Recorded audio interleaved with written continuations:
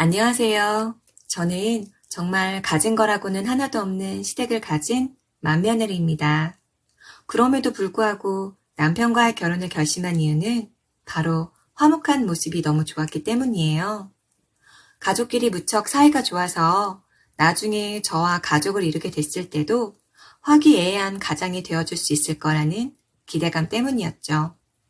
다행히 저희 친정은 엄청 잘 사는 집이라고 할 순 없어도 시댁에 비하면 그래도 여유가 있는 편이었어요. 부모님은 본인들 명의의 집도 있으시고 새 놓은 집도 하나 있으시고 노후 준비도 되어 있어서 제가 걱정할 일은 없었거든요. 저만 잘 살면 되는 상황이랄까요? 그래서 저랑 남편이 힘을 모아 열심히 화목하고 행복하게 살면 되겠다고 다짐하고 결혼을 하게 되었답니다. 남편은 가족들 중에서도 특히 신우랑 사이가 좋았어요. 아니, 좋을 수밖에 없었죠. 그 이유는 신우가 어린 나이부터 사업을 시작했는데 그게 꽤 잘 됐었거든요. 그래서 당시에 백수의 스펙도 없던 남편을 신우가 구제해주다시피 데리고 일을 가르쳤고 신우 회사의 직원으로 일하면서 같이 힘을 모아 회사를 키워나갔어요. 그래서 남매 간의 우애뿐만 아니라 전우처럼 사이가 좋을 수밖에 없는 상황이었죠. 남편과 결혼하고 난 뒤 시댁의 속사정을 안에서 들여다보니 밖에서 봤을 때와는 조금 다르더라고요. 남매가 사이가 좋은 것도 맞긴 한데 실상은 신우가 제 남편 목숨줄을 쥐고 있는 거나 다름이 없는 상황이더라고요. 신우가 기도 세고 남편 회사 대표이다 보니까 솔직히 저도 신우한테 눈치가 좀 보이더라니까요. 아가씨가 좋아하는 샤인머스켓 좀 사왔어요. 오늘 하루도 일하느라 고생 많았죠? 어머, 언니! 내가 이거 잘 먹는 거 어떻게 알고? 사무실로 이런 것까지 안 사와도 되는데. 저번에 그냥 청포도 사왔더니 아가씨가 그건 싫다고 손도 안 댔다고 들었어요. 어머, 그걸 또 들었어요? 오빠도 참. 아무튼 잘 먹을게요. 난 이제 그냥 청포도는 안 먹고 싶더라. 아, 이건 참 맛있네. 언니, 다음에도 그냥 청포도 말고 꼭 샤인머스켓으로 사다 줘요. 신우는 겉으로는 자기가 아무리 오빠 회사 대표일지라도 집에 오면 또 오빠이고 가족이니까 언니까지는 나한테 이렇게 대표 대접 안 해줘도 된다면서 사양하는 것처럼 굴어도 막상 대접해주면 엄청 좋아하고 또 가끔씩은 비위를 맞춰주길 바라는 눈치였어요. 하다못해 시댁 식구들 외식하러 가는 식당 고르는 그런 사소한 것에서조차 맞장구를 안 쳐주면 서운해하고 말이에요. 그런 상황에서 제가 뭘 어떻게 하겠어요? 그래도 남편 월급 주는 사람이다 생각하고 가끔씩은 속상하더라도 꾹 참고 잘 하려고 했죠. 솔직히 제가 비위 맞추려고 아가씨가 좋아하는 걸 해주면 겉으로는 고맙다고 말은 해도 특히나 시부모님이 안 계신 자리일 때는 네가 나한테 더 해야지. 고작 이 정도 가지고 되겠니? 거의 이런 뉘앙스였답니다. 결혼하자마자 첫째와 둘째를 연년생으로 낳아 예쁘게 키우고 있었는데요. 그러다 보니 저도 육아 때문에 일자리를 쉽사리 구할 수는 없었고 그런 상황에서 아무래도 남편 혼자 외벌이로 벌다 보니 썩 여유가 있는 편은 아니었어요. 그런데 그러던 중 결혼 6년 차에 예상치도 못하게 셋째를 임신하게 된 거예요. 실은 둘째를 낳은 뒤 남편에게 제가 우리가 더 이상은 정말 여유가 없으니 혹시 모를 상황을 대비해서 묵자 라고 했었죠.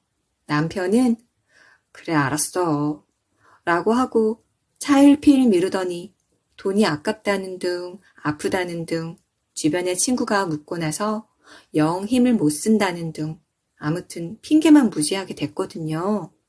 그렇게 말 안 듣다가 덜컥 셋째가 생긴 거예요. 얼마나 맥이 빠지던지요. 새로운 생명은 감사하고 행복하지만 사실 저도 걱정이 이만저만이 아니었어요. 당장 여력이 안 되니까요. 남편 혼자 벌어오는 걸로는 내 식구 입에 풀칠하는 것도 빠듯했거든요. 그래서 결혼한 이후로 전업주부로만 살고 있던 경단녀이지만 나라도 빨리 아르바이트를 구해서 생활비를 보태야 하나 이런 생각을 많이 했어요. 기쁨과 동시에 마음이 많이 무거웠습니다. 시부모님은 소식을 듣더니 맛있는 고기를 사주겠다고 남편 퇴근 시간에 맞춰서 다 같이 외식을 하기로 했어요. 저랑 아이들 그리고 시부모님은 미리 식당에 가 있었고 신우와 남편은 같이 퇴근해서 바로 식당으로 들어오더라고요.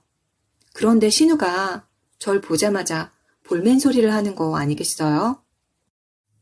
아이 참 언니, 우리 오빠 불쌍해서 어떡해요? 왜요? 우리 남편 회사에서 무슨 일 있었어요? 아니요. 가뜩이나 혼자 벌어가지고 내 식구 입에 풀칠하느라 매일같이 피똥 싸는데 거기에 밥숟가락 하나도 얹게 되었잖아요.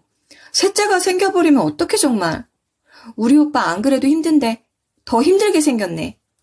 언니, 조심 좀 하지 진짜. 신경 안 썼어요? 축하한다는 말 돌려서 하는 거죠? 애들도 있으니까 말 좀 가려서 해요, 아가씨.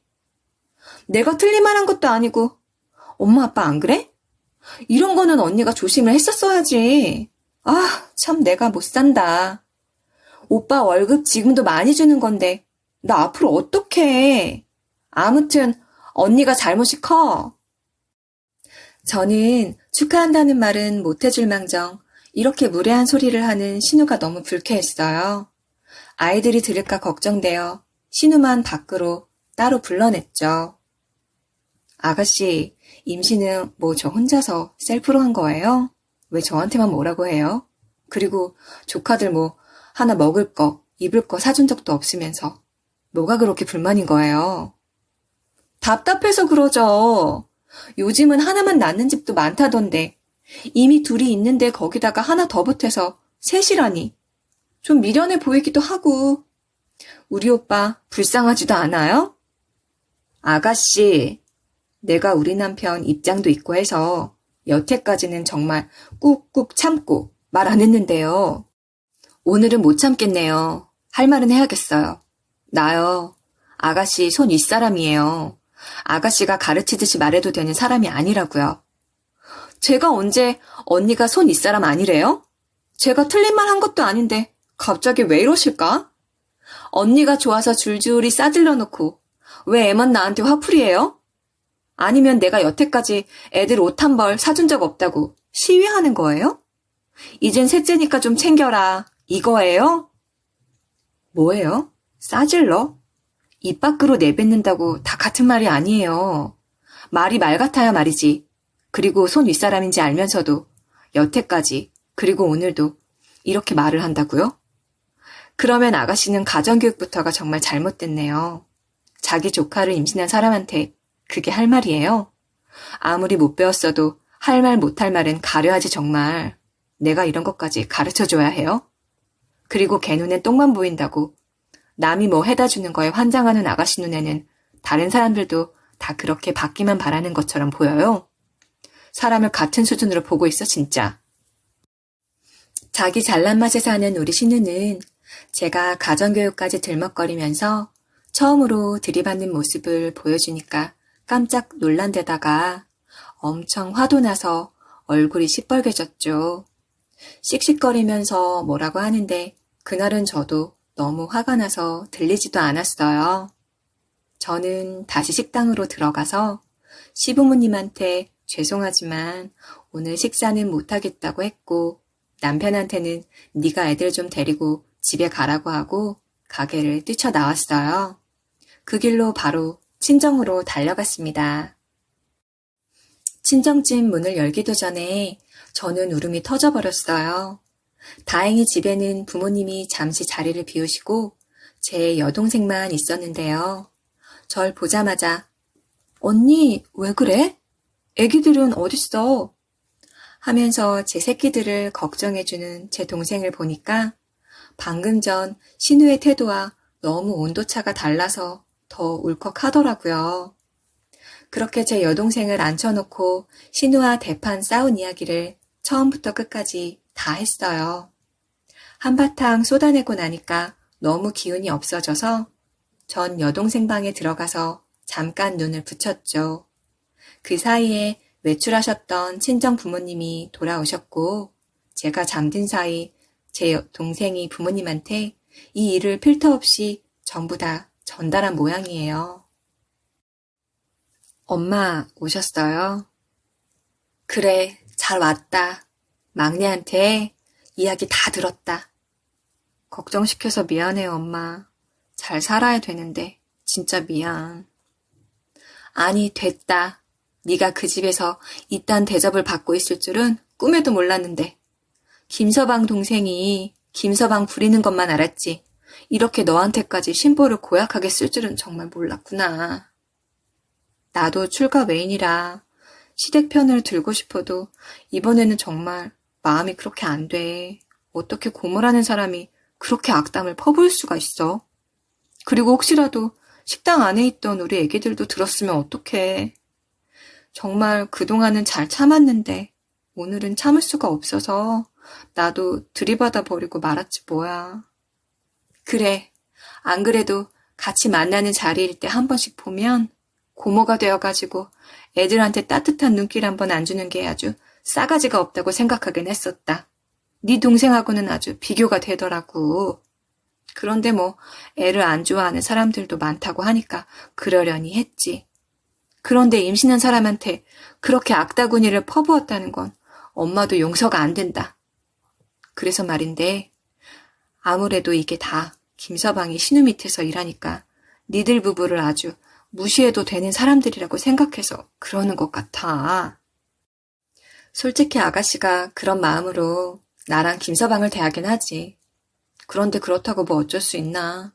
김서방 내 남편이기는 해도 진짜 배운 것도 없고 딱히 능력도 없어서 거기 아니면 일할 데도 없단 말이야. 으이구 이거사. 그러게 능력 없는 놈이 뭐가 그렇게 좋다고 결혼을 덜컥 했어. 엄마가 안 그래도 고민하긴 했는데 네가 이렇게 무시당하고 사는 꼴은 도저히 못 보겠어. 엄마가 이번에 청약 당첨된 50평짜리 아파트 있지? 그거 네 이름으로 돌려주마. 엄마, 그게 무슨 소리야. 그거 엄마 아빠가 이사가서 살아야지. 넓은 평수 당첨돼서 좋아했잖아. 아니야. 엄마가 이거 네 이름으로 해줄 테니까 신우한테 가서 당당하게 큰 소리 쳐. 나 네가 무시할 만한 사람 아니다. 내 남편이 네 밑에서 일하고 있어도 나는 너한테 아쉬울 거 하나 없다. 이렇게 말이야. 그래 언니. 사실 엄마 아빠도 새집인 건 좋긴 한데 너무 넓어서 손주들 뛰어놀면 좋겠다고 계속 말했었어. 엄마도 홧김에 정한 결정 아니니까 엄마 마음 바꾸기 전에 빨리 받아라 언니야. 빨리 그 집 보여주면서 본때를 보여줘. 감히 우리 언니한테 말이야. 저는 친정엄마의 큰 결심과 동생의 따뜻한 마음에 너무 감동해서 창피한 줄도 모르고 왕 울어버렸어요. 잠시나마 어렸을 때로 돌아간 것 같았습니다. 역시 진심으로 나를 생각해주는 건 친정 식구들밖에 없더라고요. 집에 갔더니 남편은 퍼질러 자고 있다가 저 오는 소리에 부시시 깨서는 위로 같지도 않은 위로를 하더라고요. 여보, 걔 원래 성격이 좀 싸가지가 없잖아. 쥐딴에는 축하한다는 말하기가 쑥스러워서 그렇게 말한 걸 거야. 자기가 기분 풀어라, 응? 무슨 말도 안 되는 소리야. 세상에 그런 축하가 어딨어. 난 오늘 일 평생 못 잊을 거야. 그런데 여보, 내일 나 퇴근하고 동생이랑 셋이 좀 볼까? 왜요? 아가씨가 아직도 악담할 게 남았대? 보자고 해도 내가 먼저 보자고 해야지. 자기가 먼저 보자고 해? 그걸 전하고 있는 당신도 참. 나는 내일 아침에도 출근해서 걔 얼굴 봐야 하잖아. 그럼 어떡해? 아무튼 내일 저녁에 회사로 좀 와주면 안 될까? 내가 중간에서 잘 풀어볼게. 부탁 좀 하자. 당신은 참 자존심도 없다. 근데 안 그래도 나도 보자고 하려고 했었어. 하던 말은 마무리 지어야지. 내일 갈 테니까 그렇게 전해. 제 남편 성격도 대충 아시겠죠? 자기가 중간에서 풀긴 뭘 풀어요. 신우 눈치나 보면서 제 속을 다 뒤집어 놓겠죠. 말은 안 해도 내일 제가 사과해 주길 바랄걸요? 그런데 저는 사과할 생각은 눈꼽만큼도 없었고요. 제 할 말만 하고 올 생각으로 오라는 말에 응한 겁니다. 그리고 다음날 드디어 삼자 대면이 되었어요. 언니, 어제는 어른들도 계시는데 그렇게 가시는 게 어딨어요? 그건 제가 아버지 어머니한테 따로 죄송하다고 말씀드렸으니까 아가씨는 신경 끄고요. 아가씨, 사과할 거면 지금 해요. 그럼 받아줄게요. 네? 언니, 진짜 이제 무슨 본색을 드러내는 거예요? 저는 오늘 언니가 저한테 사과할 기회를 주려고 부른 거예요. 역시 뱃속의 아기한테도 악담을 퍼붓던 아가씨 인성은 어디 안 가네요. 아가씨, 저 예전부터 정말 궁금해서 그러는데요. 아가씨는 도대체 왜 이렇게 오빠네 부부를 싸잡아서 무시하는 거예요? 무시할 만하게 하잖아요. 언니네가 가진 것도 쥐뿔도 없는데 애들만 줄줄이고 오빠는 내 밑에서 일해서 한 달에 뻔히 얼마 버는지도 아는데 혹시나 해서 떠본 거였는데 평소에도 정말 우리를 무시하고 있던 게 맞았군요. 툭 치니까 술술 나오네요.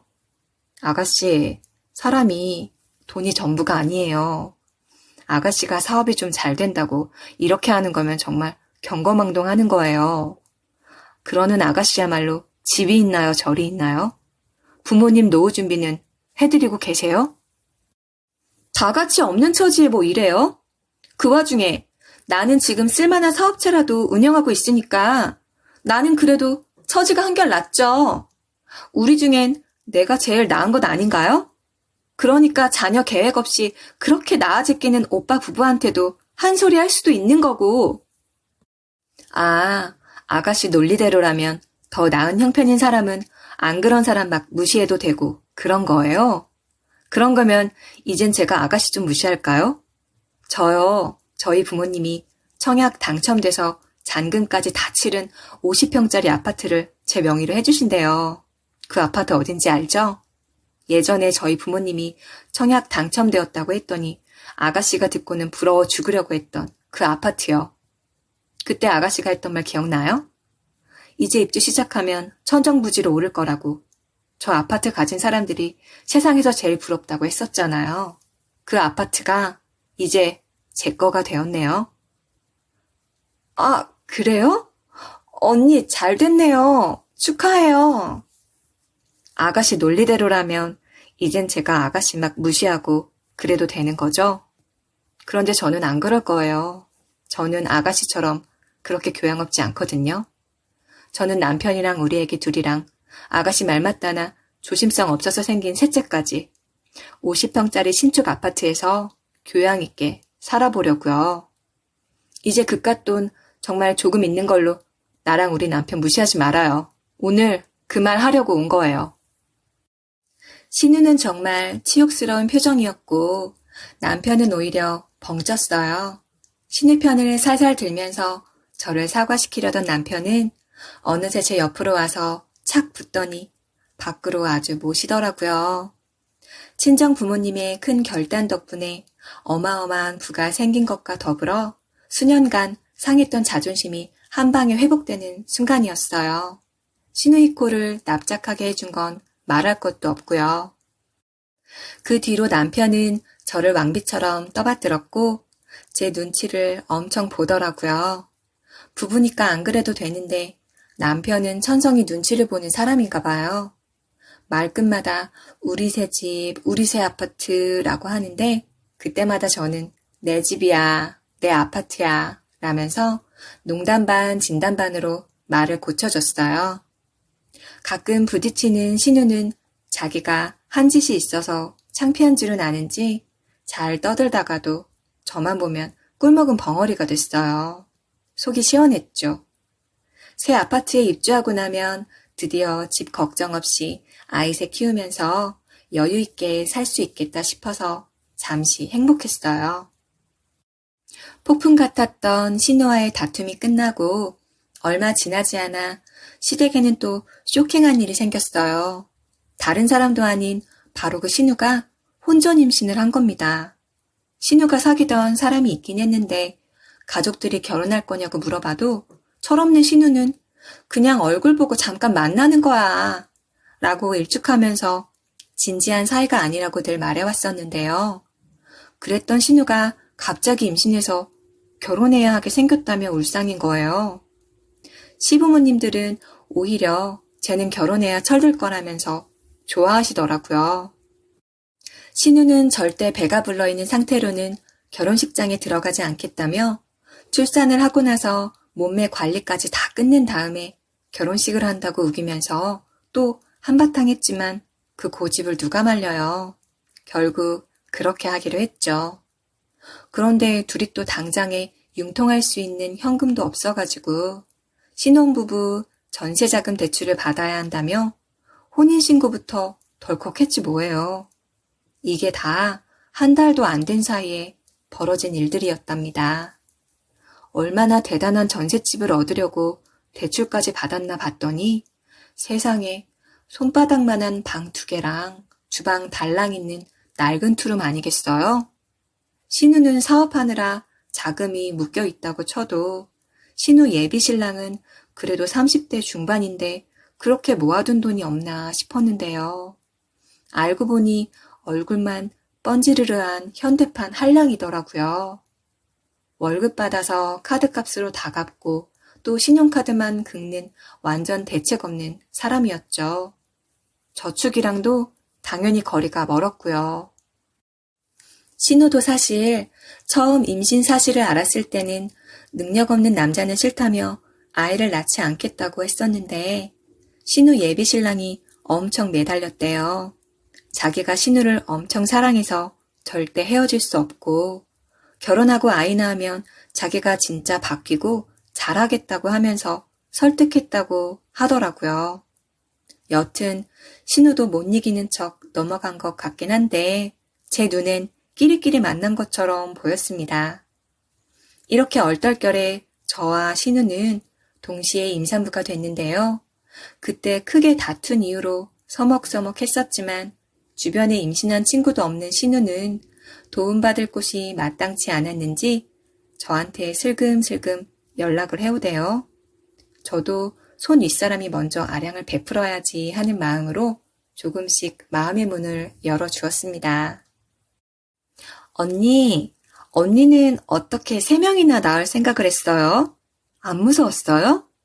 난 진짜 너무 무서워요. 어디 말할 데도 없고.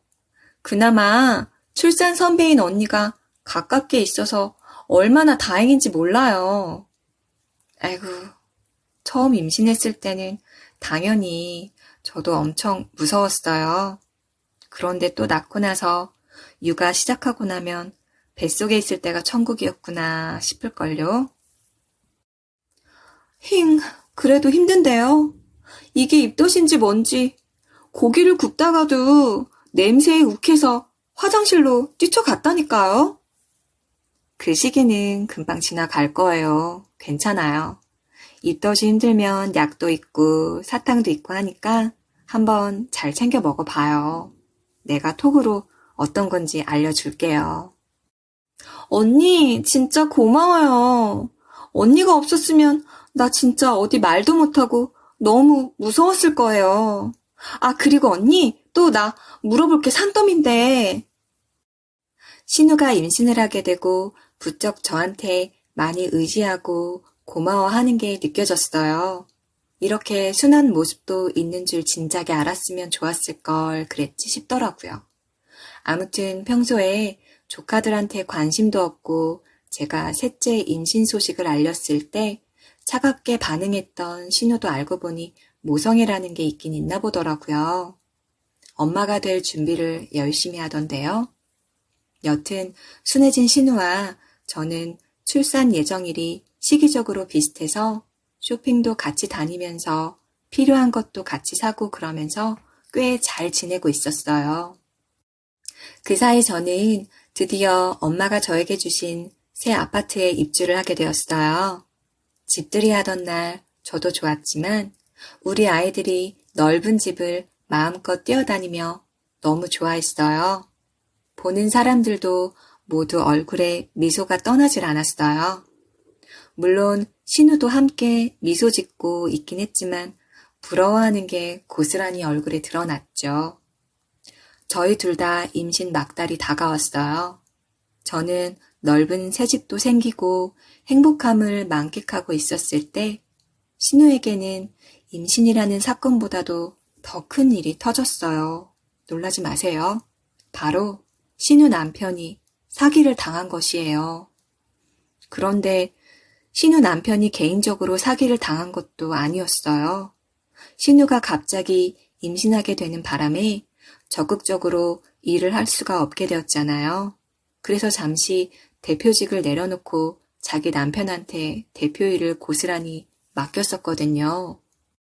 다행히 임신 기간 동안은 신규 거래처를 따낸다던가 하는 영업 활동은 잠시 접어두었고 기존 거래처 관리만 하면 되는 거라서 말 그대로 바지 사장이라 사실 상관없긴 했어요. 원래도 실무는 저희 남편이 원래도 다 하고 있었기 때문에 대표 대리라고 해도 그렇게 앉아있기만 하면 되어서 신우가 그렇게 정했던 거였는데요. 신우 남편이 그거 하나도 제대로 못하고 사기를 당했다는 거예요. 그런데 피해의 규모가 커서 신우의 사업이 흔들릴 정도가 되어버렸다는 거예요. 남편과 신우가 몇 날 며칠을 전화통화로 싸우는 소리를 제가 옆에서 다 들었어요. 난 진짜 이해가 안 가. 아무리 지 남편이라고 해도 사업을 하나도 모르는 놈한테 대표직을 맡긴다는 게 말이나 되냐고. 난 네가 나름 출산휴가를 한다고 하면서 잠시 쉬겠다고 했을 때 당연히 나한테 대표직을 위임할 줄 알았어. 그런데 그걸 어떻게 우리 일을 모르는 한량 같은 놈한테 맡길 수가 있느냐고. 생각이 짧아도 정도가 있지. 나라고 이렇게 될 줄 알았냐고. 고작 그 몇 개월 동안 거래처 사장님들한테 통화나 좀 하고 거래만 안 끊기게 하면 되는 거였는데 그것 하나 똑바로 못할 줄이야. 그걸 이렇게 말도 안 되게 뒤통수 맞을 일을 만들어 올 줄 누가 알았겠냐고. 알면 시켰겠어? 그러게 왜 능력도 없는 놈한테 사업을 맡겨가지고. 너처럼 사람 보는 눈 없는 대표 밑에서 일한 내가 등신이다. 으이구. 처음 맡길 때부터 못 믿어왔는데 결국 이렇게 되고 이제 어쩔래? 몰라. 나도 모른다고. 당장 다음 달에 아기는 태어나는데 나 진짜 어쩌면 좋아. 대출금은 또 어떻게 갚냐고. 너만 아기 태어나? 우리 집도 곧 아기가 나오는데 진짜 너 때문에 우리 와이프 앞에서 내가 고개를 못 들겠다. 이게 진짜 무슨 일이냐고. 당장 내 월급은 또 어쩔 거냐고. 결국 신우는 집도 손바닥만한 원룸으로 옮기면서 융통할 수 있는 모든 돈을 융통해서 급한 불부터 껐어요. 신우 남편은 책임 회피를 하려는 건지 뭔지 이 좁은 원룸에서는 도저히 너랑 못 살겠다며 이혼하자고 나가버려서는 잠수를 타버렸다고 하더라고요. 결국 신우는 원룸에서 혼자 아기를 낳고 키우게 되었어요. 신우와 신우 사업의 몰락을 옆에서 지켜보며 안타까웠지만 올케 언니로서 제가 해줄 수 있는 것도 딱히 없었어요. 솔직히 남편 월급도 제대로 줄 수 있는 상황이 못 되는 것 같았죠. 그래도 가족 회사니까 힘든 상황인 거 아니까. 저도 백보양보해서 남편한테 월급 빨리 갖고 오라는 닥달도 못했어요. 거기다가 신우뿐만 아니라 저도 갓 출산을 했던 터라 갓난쟁이 돌보랴 아이들을 케어하랴 정신이 없었거든요. 그러던 어느 날 남편이 갑자기 진지하게 분위기를 잡더니 저한테 상의할 게 있다고 하더라고요. 여보, 나 부탁하고 싶은 게 있어. 우리 이 아파트 내 동생 주면 안 될까? 당신 무슨 개소리야. 내가 지금 잘못 들었나? 아니야. 나 진지하게 고민해보고 말하는 거야. 내 동생이자 우리 회사 대표. 지금 손바닥만한 원룸에서 혼자 아기 키우면서 말도 안 되게 힘들게 살고 있는데 내가 오빠로서 도저히 그 꼴을 더는 못 보겠다 진짜. 당신이 한 번만 도와줘라. 집이 좁아서 남편이 못 살겠다고 이혼하겠다고 하고 나가버렸다잖아. 내가 동생이 그렇게 사는 걸 어떻게 두고 보냐. 일단 집이라도 좀 좋은 집 가지고 있으면 걔 남편도 돌아오겠지. 아니 무슨 말이 되는 소리를 해야 듣고 있지. 이게 무슨 사탕도 아니고 내 건데 너 가져 하겠다는 거야? 그리고 신우 남편이 인성이 그것밖에 안 되는 사람이라서 도망갔는데 내가 왜 그런 놈 돌아오게 하겠다고 이 집을 줘야 한다는 거야. 그리고 무엇보다 당신이 뭔데 주자 말자 하는 거야? 내 명의가 아니니까 이렇게 간곡히 부탁하잖아. 우리는 아직 아이들 어리니까 꼭 서울에 있어야 하는 것도 아니잖아. 수도권에 전세인 넓은 빌라로 다시 이사가서 살면 되지만 내 동생은 남편도 지금 이혼하겠다고 하고 잠수 타버렸고 사업은 망하기 일보 직전이고 갓난아기는 혼자 키우고 있는데 진짜 너무 불쌍해서 그래. 못 들은 걸로 할게. 너희 남매가 평생을 서로 아주 애틋하게 살아온 건 나도 잘 아는데 설사 내가 정말 백만장자 갑부였어도 이건 말도 안 되는 헛소리야. 하물며 내 전 재산이라곤 이제 막 생긴 이 집 하나인데 이걸 네 동생을 주라고? 너를 달라고 해도 안 줄 텐데 네 동생? 고작 원룸 좁아서 못 살겠다고 뛰쳐나간 남편 때문에? 너 이 집이 얼마짜리인지 알고 그런 말 하는 거야? 아니 설사 단돈 1,000만 원짜리 집이어도 나는 줄 생각 없으니까 그런 줄 알아. 평소 소심한 성격인 남편은 자기가 세게 나오면 제가 깨갱할 줄 알았는지 생전 안 하던 센 척을 하면서 말을 하더라고요. 전 어처구니가 없었죠. 안방문을 쾅 닫고 들어가 버리길래 무슨 애도 아니고 싶었습니다. 소근소근 하는 걸 보니 누구랑 통화하는 것 같더라고요. 아마 신우겠죠. 그리고 그날 저녁에 연락도 없이 갑자기 집으로 신우가 들이닥쳤어요. 들어오면서부터 눈물바람이었죠. 갓난아기는 어디다 내팽개치고 득달같이 여기로 달려온 건지 모르겠더라고요. 언니, 진짜 이 집 저 주면 안 돼요? 언니도 어느 날 갑자기 하늘에서 뚝 떨어진 거잖아요. 원래 없던 셈 치고요. 저는 이런 생활에 정말 익숙하지가 않아서 정말 너무 힘들어요. 언니랑 오빠랑 조카들은 좁은 집에서도 살아봐서 다시 좀 작은 집으로 이사가도 괜찮지 않겠어요? 이제 아기 키워야 하는데 이혼하겠다고 집 나가버린 남편 데려오려면 방법이 그것밖에 없을 것 같아서 그래요. 응?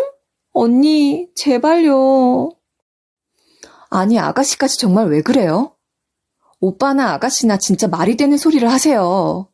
너무 어이가 없어서 할 말이 없을 지경이에요. 내가 아가씨 사업 잘 나갔을 때 그 회사 나 달라고 했으면 줬을 거예요? 아무튼 한 번만 더 그 얘기하면 나 정말 화낼 거예요. 언니, 그러면 나 이 집 못 줄 것 같으면 같이 살게라도 해줘요. 나 진짜 좁아터진 원룸에서 갓난아기랑 같이 못 살겠어. 남편도 결정적으로 집이 좁아서 숨 막혀서 못 살겠다고 하고 집 나갔고요. 집이 무슨 화장실만 해요. 응? 제발요. 이렇게 무릎 꿇고 빌게. 응? 안 돼요. 2번 얘기 안 할게요. 우리 이런 쓸데없는 이야기 하면서 얼굴 붉히지 말아요. 그리고 정말 미안한데 집이 좁아서 너랑 못 살겠다고 이혼 소리나 하고 갓난아기 두고 집 나가버린 남편은 진짜 최악이에요. 제 상식에서는 정말 이해가 안 가고요. 고작 그런 인간 돌아오게 하려고 이 비싼 아파트를 그냥 달라고요? 제가 이렇게 매몰차게 거절한 건 신우랑 예전에 싸워서도 아니고요. 이건 그냥 누가 들어도 상식적으로 말이 안 되잖아요. 이 남매가 정말 쌍으로 돌았나 싶었죠. 솔직히 신우가 처한 사정이 딱한 거 알아요. 같이 살게 해달라는 제안을 거절한 제가 매몰차게 보일 수도 있겠죠. 그치만 정말 막말로 신우가 이혼을 하던 말던 제 알바도 아닌데요. 자기가 이상한 남자 만나서 그 남자 믿고 사업 맡겨서 망한 건데 제가 책임져 줄 일이 아니잖아요. 거기에서 우리 엄마가 평생 모은 돈으로 저에게 사준 아파트를 달라는 말이 왜 나옵니까? 그리고 제가 왜 어떻게 줍니까? 방 한 칸도 못 내줘요, 진짜. 신우는 엉엉 울면서 정말 제 발에 매달리기까지 하더니 제 풀에 지쳐서 쓰러져 버렸고 그대로 소파에 쓰러져서 잠들어 버렸어요. 남편도 저한테 당신 참 너무한다 이 한마디 던지더니 바람 좀 쐬고 온다고 하고 나가버렸어요. 솔직히 저도 사람인데 안쓰러운 마음이 아예 없게 하겠어요. 집에 살게는 못해줘도 언제 한번 데리고 나가서 맛있는 밥이라도 사줘야겠다 생각하면서 신우가 누워있는 소파 옆에 앉았어요. 원래는 신우 핸드폰을 볼 생각이 전혀 없었는데요. 톡이 계속해서 너무 많이 오는 게 보이더라고요. 저도 모르게 눈길이 갔죠. 그런데 정말 언뜻 봤는데 메시지를 보낸 사람이 내 남편이라고 되어 있는 거예요. 신우 남편은 지금 사기 당한 것 때문에 잠수 타서 연락도 안 되고 있는데 내 남편이라니. 너무 의아해서 저도 모르게 신우폰을 열어보게 되었어요. 그리고 그 대화방에서 제가 본 것은 정말 놀라운 내용이었죠. 그 대화방은 신우와 잠수 탔다던 신우 남편과 제 남편이 속해 있는 채팅방이었어요. 어때? 뭐래? 집 준대? 어림도 없어. 이렇게 강경하게 나올 줄은 몰랐는데. 아니, 언니가 언제 오빠 말을 들었어? 아무튼 소심해가지고는. 야, 우리 와이프 집이야. 내가 지금 제일 앞장서서 연기하고 있으니까 다들 나한테 고마운 줄 알라고. 당연히 형님이 제일 고생하시죠. 부디 잘 싸바싸바 하셔서 그 비싼 아파트 명의 좀 가져와 봅시다. 그것 때문에 저도 혹시 눈에 띌까 서울 안에 발도 못 붙이고 이게 뭡니까 정말. 자기야, 뭐 잠깐 시골로 휴양 간 거나 다름없는데 본가 간 김에 좀 쉬고 있어. 언니가 넘긴다고만 해주면 그때 슬금슬금 나타나면 돼. 준다고만 하면 그때는 이것저것 할 일이 많으니까 바로 올라오고. 알았지? 지금 안 그래도 한창 동정표 잘 사고 있는 것 같으니까 절대 눈에 띄지 말고 잠수 탄 척 잘 하라고. 무능하게 사기당하고 갓난하게 내팽개치고 집 좁다고 이혼 타령하는 남편 연기하는 거 아주 보통 일이 아니거든. 아무튼 우리 와이프 아파트 한번 뺏어보겠다고 우리 셋이 이게 뭐 하는 거냐. 큰맘 먹은 김에 꼭 성공했으면 좋겠는데. 나 이거 니들이랑 짠 거 걸리면 진짜 죽는다. 와이프랑 장모님, 장인어른한테 맞아 죽을 거야. 걱정 마. 꼭 주게 만들 거야. 막무가내로 달라고 하면 절대 안 줄 테니까 일단은 들어가 살게 해달라고 한 다음에 그 집을 줄 수밖에 없는 상황을 만들 거야. 그때 오빠는 장단이나 잘 맞춰. 어차피 오빠 혼자서는 절대 못할 일이야. 잘 돕기나 해. 근데 너 그 원룸 계약 언제까지야? 이거 달방이라 그냥 매달 월세만 내면 되는 거야. 살지도 않는 집에 사는 척하느라 월세만 붓고 있으려니 아까워 죽겠네. 야, 우리 와이프한테 너 불쌍하게 사는 거를 한번 보여주는 것도 좋겠다. 그 원룸에 애기랑 같이 사는 것처럼 좀 꾸며놔봐. 그때 가보니까 너무 횡덩그렁해서 가짜 집인 거 눈치채겠더라. 애기 장난감이라도 좀 가져다 놔. 진짜 그래야겠다. 역시 애기 좀 키워본 오빠라고 나보다 나은 게 하나는 있네. 아무튼 이번 일 성공하면 내가 진짜 오빠 부대표로 승진시켜주고 연봉도 지금보다 1.5배는 올려줄게. 잘하자 우리. 나 필요하면 또 부르고. 단체 톡방을 순식간에 읽어내려간 저는 배신감을 넘어서 공포심까지 들더라고요. 없이 산다고 그렇게 무시를 하다가 제가 집이 생긴 걸 보고 좀 기가 죽어서 신우가 드디어 철이 좀 든 줄 알았죠. 그런데 웬걸요? 자기 남편까지 사기당해서 지금 사업 다 말아먹고 잠수 탔다는 것도 새빨간 거짓말이었고요. 원룸에서 갓난아기랑 단둘이 힘들게 살고 있다는 것까지도 동정을 사기 위한 거짓말이었던 거였어요. 그리고 무엇보다 늘 순한 양 같았던 제 남편도 저희 부모님이 제 명의로 해주시긴 했지만 저희 가족을 위해 평생 모은 돈으로 사주신 집인데 그걸 뒤에서 저 몰래 자기 동생에게 빼돌릴 생각을 하고 있었던 거예요. 어떻게 이럴 수 있을까요? 그 단체 톡방에서 자기들끼리 계획을 세우고 어떻게 할지 공모한 걸 모조리 알게 되니까 저는 오히려 머리가 차가워지더라고요. 그 대화 내용을 몽땅 저에게도 보내두었고 이 도둑놈의 집안하고는 연을 끊어야겠다고 결심했습니다. 저는 당장 친정에 전화해서 이 사실을 모두 말했어요. 저희 가족들 또한 저만큼이나 놀랐죠. 특히 친정엄마는 머리끝까지 화가 나서 당장 그 놈들을 데리고 오라고 호통치셨어요. 자기들도 바로 우리 집으로 오시겠다면서요. 저는 가장 먼저 신우 남편에게 연락했어요. 잠수 중이라던 그는 제가 신우에게 아파트 명의를 넘기는 것과 관련해서 상의할 게 있다고 메시지를 남겼더니 득달같이 답이 오더라고요. 주소를 알려주시면 바로 오겠다면서요. 신우한테는 말하지 말고 혼자 오라고 했습니다. 그리고 신우랑 남편에게도 똑같이 연락했어요. 그 3명이 저희 집으로 모조리 모이는 데는 2시간도 채 걸리지 않았습니다. 신우와 남편은 먼저 집에 와 있던 신우 남편을 보고 화들짝 놀라더라고요. 귀신을 본 것 같았겠죠.